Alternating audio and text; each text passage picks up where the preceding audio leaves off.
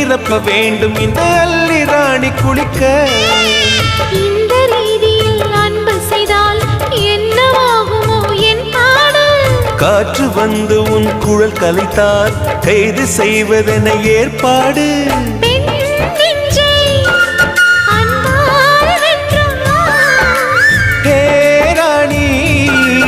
அந்த இந்திரலோகத்தில் நான் கொண்டு தருவேன் நான் ஒரு பூவீதம். உன் அன்பு அது போதும். தொடு தொடுவெனவே வானவில் என்னை தூரத்தில் அழைக்கின்ற நேரம். விடு விடுவெனவே வாலிப மனது விண்வெளி விண்வெளி ஏறும். மன்னவா ஒரு கோயில் போல் இந்த மாளிகை எதற்காக?